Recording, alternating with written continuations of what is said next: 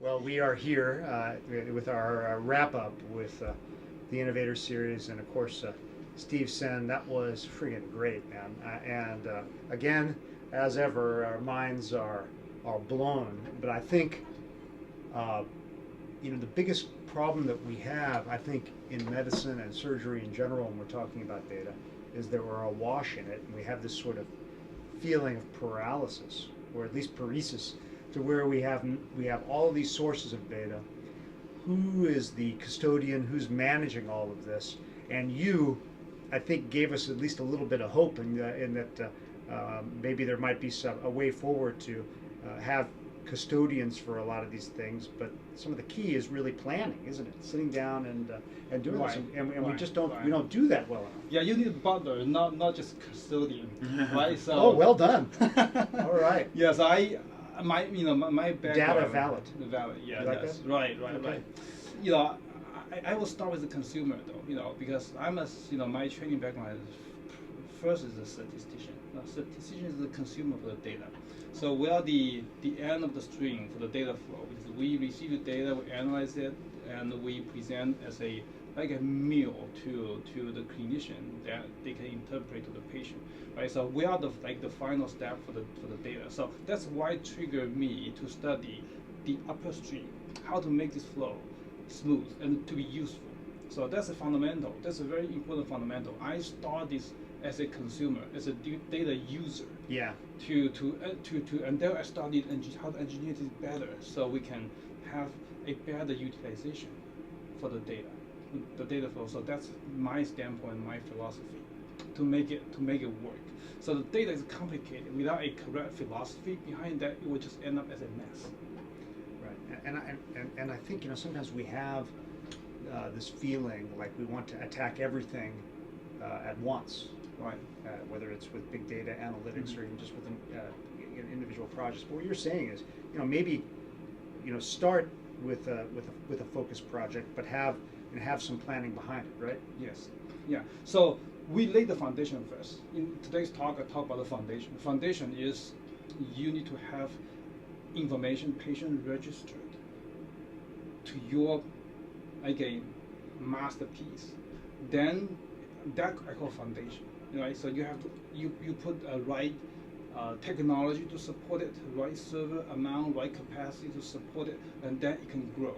So when this foundation laid up correctly, you can plug in any building on top this foundation. So that's what that's what we should do in the future. So one of the things you talked about is building the data set and building the data warehouse such that it's scalable. So like you said, you can add on different features to it. Right. One of my questions is, we have lots of times multiple different data sets that we're using. One for, let's say, SALSA for lower extremity ischemia. Another data set that's totally different, designed differently for aortic disease. Another one that's different for venous disease or something. Is your system scalable such that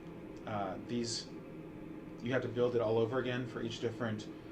Yeah, not necessary though. I could combine this. Remember, the foundation patient pool should link consistently, right? So you just like EMR, you register the patient to this, and then you can register different study on top of this, and then have a patient anchor or link to different study.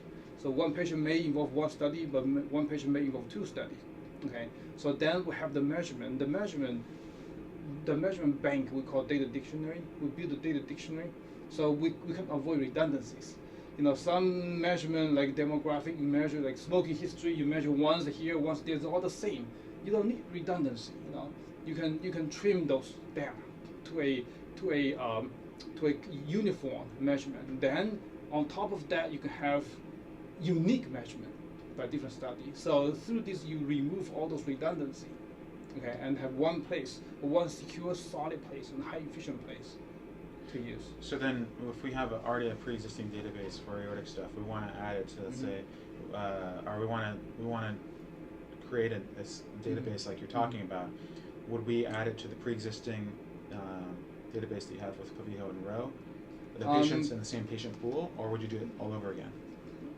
For the detail, okay, we can talk later. I have to look at your measurement element first. Then we talk about how to consolidate this together.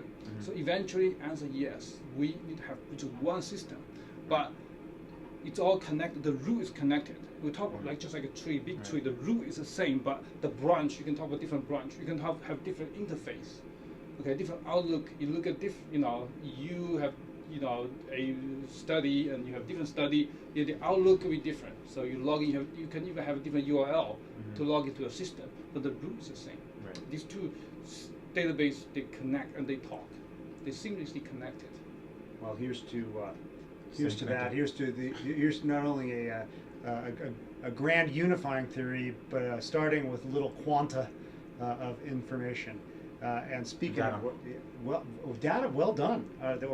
And here's to getting to the atomic minimum, but also the critical mass. Right. Awesome. That was really, really great. Thanks a bunch. Thanks. Okay. Thanks so much. Exceeded Okay. expectations. That's Yeah. fantastic. All right. Thank you.